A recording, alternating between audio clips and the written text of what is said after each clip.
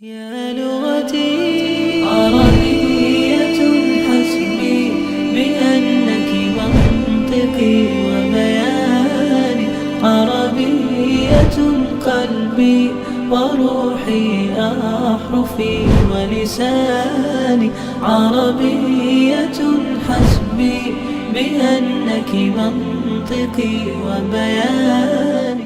بسم اللہ الرحمن الرحیم. شرم یا تعمیل کے دوسرے باب حروف جر کے سبق نمبر 56 میں خوش آمدید. آج کے سبق کے اندر ہم حاشا، خلا اور ادا کے پہلے حکم کی ترکیب پڑھیں گے. دیکھیں، یہ مسئلہ میں آپ کو بتا چکا ہوں، حاشا، خلا اور ادا.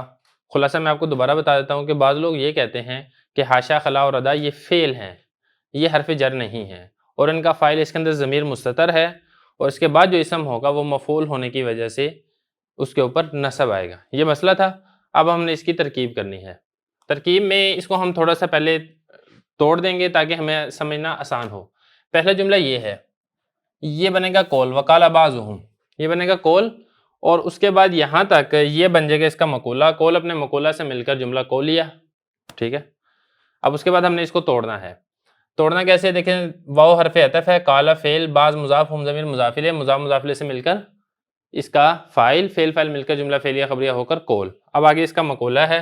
مقولہ کیسے ہے دیکھیں ذرا، ان حروف مشبہ بالفعل الاسم الواقع بعدها، یہاں تک بنے گا ان کا اسم، اور یکون منصوبا علی المفعولیۃ، یہ بنے گی اس کی خبر. ان اپنے اسم و خبر سے مل کر جملہ اسمیہ خبریہ ہو کر پھر اس کا بن جائے گا مقولہ.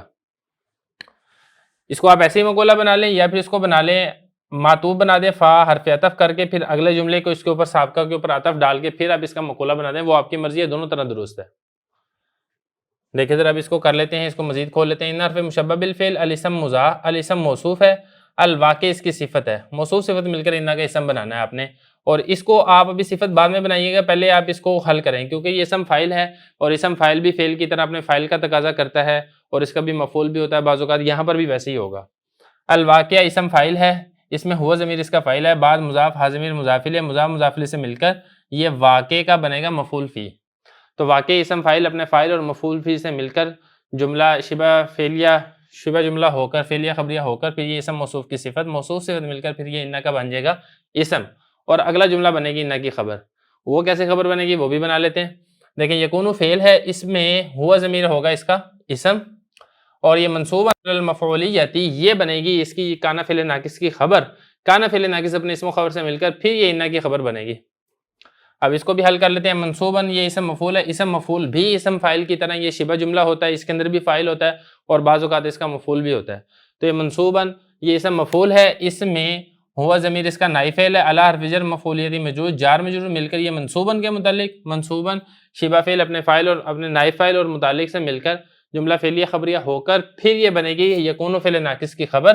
یکون فعل ناقص اپنے اسم و خبر سے مل کر پھر یہ ان کی خبر، ان اپنے اسم و خبر سے مل کر جملہ اسمیہ خبریہ ہو کر قول کا مقولہ، قول اپنے مقولہ سے مل کر جملہ قولیہ ہو جائے گا. اس طرح آپ نے اس ترکیب کو حل کرنا ہے. اب آگے دیکھ لیتے ہیں. آگے یہ جو لفظ ہے نا، حین عیدن، فا تفریعہ کہہ لیں، یعنی فا کے بعد جو ہے اسی کی مزید وضاحت کی جا رہی ہے. یہ حین عیدن اصل میں یہ پورا جملہ ہے جس کو ہم شارٹ کرتے ہوئے ایک لفظ لکھ دیتے ہیں. حین عیدن اصل میں یہ ہے، حین اذا، اذ کہہ لیں یا اذا کہہ لیں. حین اذ نصب الاسم الواقع بعدها علی المفعولیۃ، یعنی جس وقت نصب دے دیا جائے اس اسم کو جو اس ہینا جو اس کے بعد واقع ہے، ان حروف کے بعد واقع ہے، حاشا، خلا اور ادا کے بعد. تو پھر آپ نے کیا کرنا ہے، پھر یہ آگے لکھا ہوا ہے، پھر کرنا یہ ہے کہ یہ والے جو الفاظ ہیں یہ فعال ہوں گے اور فعل ان کے اندر ضمیر ہوگی.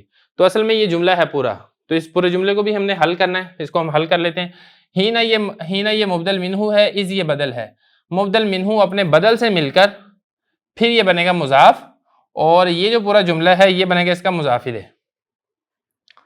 ٹھیک ہے. دیکھیں ذرا اب اس کو. نصیبہ یہ فعل مجہول ہے، اور اسم الواقع بعدها علی المفعولیۃ یہ پھر بنے گا اس کا نائب فاعل. تو نصیبہ فعل مجہول اپنے نائب فاعل سے مل کر پھر یہ سابقہ جملے کے لیے مضاف الیہ ہوگا. اس کو بھی اب دیکھ لیتے ہیں.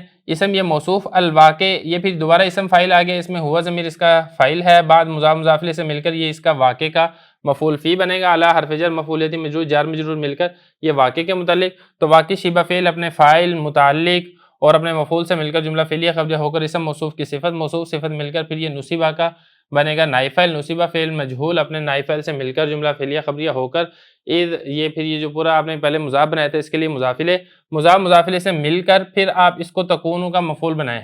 دیکھیں ذرا اب تکونو فعل ناقص ہے اس کے اندر ہی اسم اشارہ الفاظ مشار الیہ اسم اشارہ اپنے مشار الیہ سے مل کر تکونو فعل ناقص کا اسم بن جائے گا اور افعالن یہ بن جائے گی اس کی خبر اور یہ حین ایدن یہ بن جائے گا اس کا مفعول فی.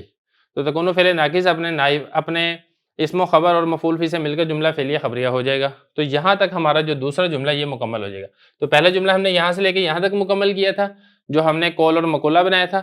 دوسرا جملہ یہاں سے لے کے یہاں تک ہم مکمل کریں گے. اب تیسرا جملہ دیکھ لیں. تیسرا جملہ یہاں سے ہوگا والفاعل فیہا ضمیر مستتر دائما. یہاں تک ہو جائے گا تیسرا جملہ. اور جو چوتھا جملہ ہوگا وہ یہ ہوگا فالمثال المذکور فی معنی جان لیقوم حاشا زیدن وخلا زیدن وازا زیدن. یہ بن جائے گا پھر آخری جملہ. تو دو جملے ہمارے مکمل ہو گئے. تیسرا جملہ بھی دیکھ لیں والفاعل واو حرف عطف فاعل یہ بنے گا مبتدا اور یہ پورا جملہ جو ہے یہاں تک فیہا ضمیر مستتر دائما یہ بن جائے گی اس کی خبر. اب خبر بنانے میں بھی ہم اس کو پہلے حل کر لیتے ہیں. فی حرف جر ہے ہا ضمیر مجرور ہے جار مجرور مل کر اس کو آپ نے یہ مستتر کے متعلق کرنا ہے کیونکہ مستتر یہ اسم مفعول ہے اور اسم مفعول اس کا پھر جیسا کہ میں نے بتایا تھا کہ شبہ جملہ ہوتا ہے اسم فاعل کی طرح اس کا بھی ایک نائب فاعل ہوتا ہے پورا جملہ ہوتا ہے. تو اس کے اندر ہوا ضمیر جو ہے وہ ہوگا اس کا نائب فاعل اور یہ جار مجرور مل کر یہ مستتر کے متعلق ہو جائے گا اور یہ دائمن یہ مستتر کا بن جائے گا مفعول. لیکن مفعول سے پہلے یہاں پر ایک وہ موصوف محذوف ہے مستتر استتارن دائمن. اس کا جو مفعول مطلق ہے وہ محذوف ہے. تو استتارن یہ موصوف ہے یہاں پر جو اس سے پہلے ہے دائمن سے پہلے. استتارن موصوف ہے دائمن صفت ہے. موصوف صفت مل کر پھر یہ مفعول مطلق بنے گا مستتر کا. تو مستتر یہ جو اسم مفعول کا صیغہ ہے اس میں ہوا ضمیر اس کا نائب فاعل اپنے یہ فیہا جار مجرور یہ اپنے متعلق اور اپنے مفعول سے مل کر جملہ فعلیہ خبریہ ہو کر پھر یہ ضمیر موصوف کی صفت بنے گا اور ضمیر موصوف اپنی صفت سے مل کر پھر یہ فاعل مبتدا کی خبر بنے گا. مبتدا اپنی خبر سے مل کر جملہ اسمیہ خبریہ ہوگا. آگے بھی دیکھ لیتے ہیں. فالمثال المذکور تو فو اسی طریقے سے فو تفریع مثال موصوف المذکور اس کی صفت موصوف صفت مل کر یہ بنے گا مبتدا. آگے دیکھیں فی حرف جر ہے اور معنی مضاف جان القوم حاشا زیدن وخلا زیدن وازاد. اس کو آپ ایک جملہ بنا لیں. جا فعل نون وقایہ کی یا ضمیر اس کا مفعول القوم یہ بنے گا مستثنی منہ حاشا حرف استثناء زیدن جو ہے یہ مستثنی ہوگا. تو مستثنی اپنے حرف استثناء اپنے مستثنی سے مل کر پھر اس کو بنایا آپ معطوف علیہ. دوبارہ آگے ایسے ہی خلا یہ اسی طریقے سے حرف استثناء اور زیدن مستثنی اور پھر یہ دوبارہ بن جائے گا معطوف. یہ بھی ایسے ہی حرف استثناء ادا اور زیدن مستثنی. تو مستثنی اپنے مستثنی منہ سے مل کر پھر یہ قوم جو مستثنی منہ ہے یہ سارے معطوف علیہ معطوف مل کر پھر یہ بن جائے گا مستثنی اور یہ بن جائے گا اس کا استثناء. تو لفظوں کے اندر تو یہ اسی طریقے سے ہے. یہ مستثنی ہے اور یہ سارے یہ مستثنی منہ یہ سارے مستثنی لفظوں میں اسی طرح ہی ہیں لیکن معنی کے اعتبار سے جیسا کہ یہاں پر انہوں نے بتایا ہے آپ حاشا کو الگ سے فعل بنائیں اس کے اندر ہوا ضمیر اس کا فاعل بنائیں.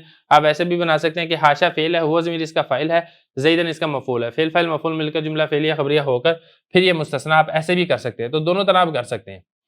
تو پھر یہ جو قوم یہ مستثنی منہ ہے مستثنی منہ اپنے مستثنی سے مل کر پھر یہ جا کا فاعل بنے گا. جا فعل اپنے فاعل اور مفعول سے مل کر جملہ فعلیہ خبریہ ہو کر مفرد کی تعویل میں ہو کر معنی مضاف کے لیے مضاف الیہ مضاف الیہ سے مل کر فی جار کا مجرور جار مجرور مل کر پھر آپ اس کو مذکور کے متعلق نہ کریں کیونکہ آپ نے اس کو مبتدا بنا دیا لہذا آپ اس کا جو متعلق ہے وہ محذوف نکالیں ثابتن کر لیں. تو اس کے متعلق کر کے جملہ فعلیہ خبریہ ہو کر پھر یہ مثال مذکور مبتدا کی خبر مبتدا اپنی خبر سے مل کر جملہ اسمیہ خبریہ ہوگا. تو اس طرح یہ جو ترکیب ہے اس کی یہ مکمل ہوگی.